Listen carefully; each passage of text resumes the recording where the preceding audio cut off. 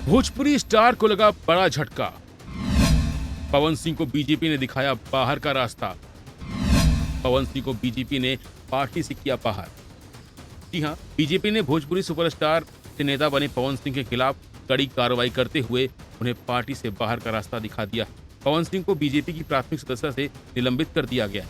दरअसल पवन सिंह ने ऐलान किया था कि बीजेपी सदस्य होने के बावजूद वो एनडीए के खिलाफ लोकसभा चुनाव लड़ेंगे। जिसके बाद केंद्रीय मंत्री आरके सिंह ने पवन सिंह के खिलाफ कड़ी कार्रवाई की मांग की। बिहार की हॉट सीट बनी काराकाट से निर्दलीय चुनावी मैदान में उतरे पवन सिंह को बीजेपी ने बाहर का रास्ता दिखाया है। यानी अब पवन सिंह बीजेपी के सदस्य नहीं है। बीजेपी के प्रदेश कार्य समिति सदस्य रहे पवन सिंह को निष्कासित करते हुए पार्टी ने एक पत्र भी जारी किया, जिसमें लिखा है कि लोकसभा चुनाव में आप एनडीए के अधिकृत प्रत्याशी के विरुद्ध चुनाव लड़, आपका ये कार्य दल विरोधी है, जिससे पार्टी की छवि धूमिल हो तथा पार्टी अनुशासन के विरुद्ध अपने यह कार्य किया है। अतः आपको दल विरोधी इस कार्य के लिए माननीय प्रदेश अध्यक्ष के आदेशानुसार पार्टी से निष्कासित किया जाता है। वैसे पहले पवन सिंह का नाम बीजेपी के स्टार प्रचारकों में शामिल था। पवन सिंह को बीजेपी ने लोकसभा चुनाव शुरू होने से पहले ही टिकट दे दिया था।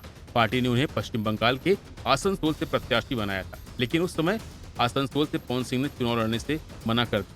लेकिन कुछ समय बाद ही एक बार फिर पवन सिंह ने चुनाव लड़ने की इच्छा जाहिर की, लेकिन इस बार वो बिहार के बाहर से नहीं बल्कि बिहार के काराकाट से चुनावी मैदान में उतरने का ऐलान किया और यहां से निर्दलीय प्रत्याशी के तौर पर नामांकन दाखिल किया। वैसे प्रधानमंत्री नरेंद्र मोदी की शनिवार यानी 25 मई को काराकाट में एनडीए की चुनाव रैली है, जहां प्रधानमंत्री जनता को संबोधित करेंगे। इस दौरान वह एनडीए के कैंडिडेट उपेंद्र कुशवाहा के समर्थन में वोट मांगते नजर आएंगे। हालांकि पवन सिंह का नामांकन मंजूर होने के बाद से ही पीएम मोदी के दौरे से पहले उनको बीजेपी से निकाले जाने की अटकलें लगाई जा रही थी और उसी के तहत पवन सिंह को बीजेपी से बाहर का रास्ता दिखाया।